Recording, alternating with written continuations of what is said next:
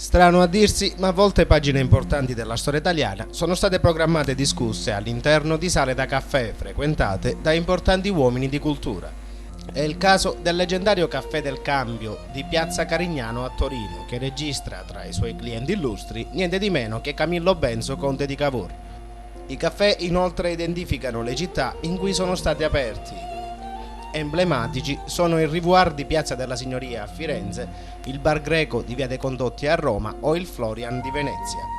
Restando alle nostre latitudini, quando si parla della città di Favara, balza subito alla memoria di tutti il Caffè Italia del Cavalier Nello Butticè, che da oggi, 1° settembre, chiude definitivamente la sua attività. Delicata e raffinata pasticceria e gelateria, dal 1939 si affaccia sulla piazza Cavour. Salotto buono della città, nel tempo è stato il luogo di ritrovo sia degli intellettuali locali che della gente comune. Posto di ristoro per i turisti, il Caffè Italia ha rappresentato per la pasticceria siciliana motivo di orgoglio. Infatti, gli agnelli pasquali e le cassate del Cavalier Butticè, grazie all'innovativo servizio di spedizione, negli anni hanno fatto il giro del mondo. Altro indispensabile servizio offerto alla collettività dal Caffè Italia è stato il telefono. Infatti, per anni, a Cabina di Nello è stato il luogo che metteva in contatto le famiglie favaresi con i propri cari emigrati all'estero. Fondatore del caffè, il signor Francesco, padre di Nello, che insieme al cugino Vincenzo Albergamo, titolare quest'ultimo del Caffè Nuovo di Via Umberto, inventarono la famosa pasta Elena, dolce quest'ultimo, dedicato alla regina d'Italia in visita nell'Agrigentino.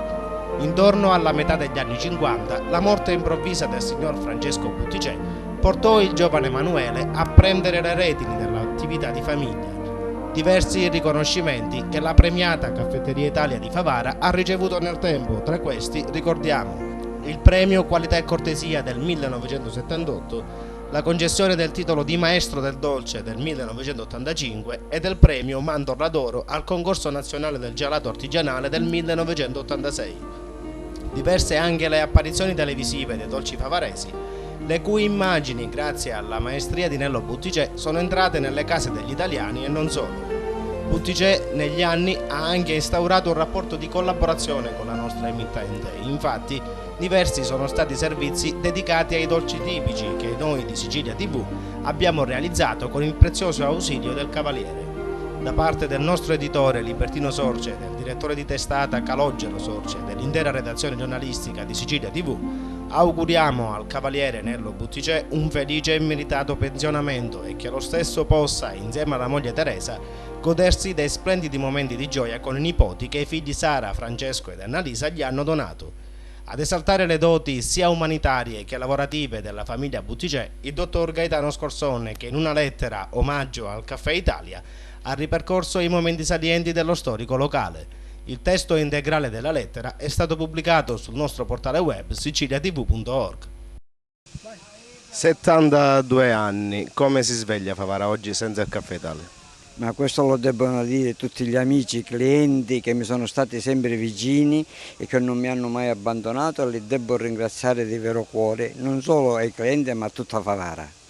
Il Caffè Italia non solo bar, pasticceria, ma anche luogo di telefoni pubblici, quando ancora non c'erano i cellulari. Naturalmente sì, perché sono stato l'unico e il primo a Favara ad avere il posto telefonico pubblico, infatti siamo stati sempre con i Telecom, i SIPI e così via. È stato il luogo di ritrovo di molti emigrati di Favara che aspettavano giorni interi prima di essere messi in linea per la comunicazione con i propri familiari, belle o brutte notizie che ricevevano. Adesso come passerà il suo tempo?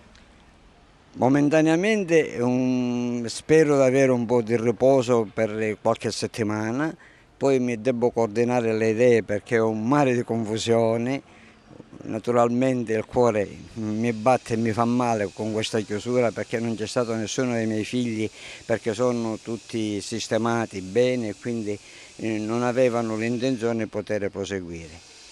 Cerco di affittare principalmente gli immobili ad altre strutture, altri settori commerciali. In fondo poi si vedrà, in appresso la decisione di pigliare.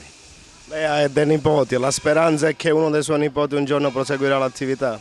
Ma è difficile perché il più grande dei maschietti ha appena 9 anni, quindi altrimenti avrei tirato ancora per qualche anno per continuare la quinta generazione.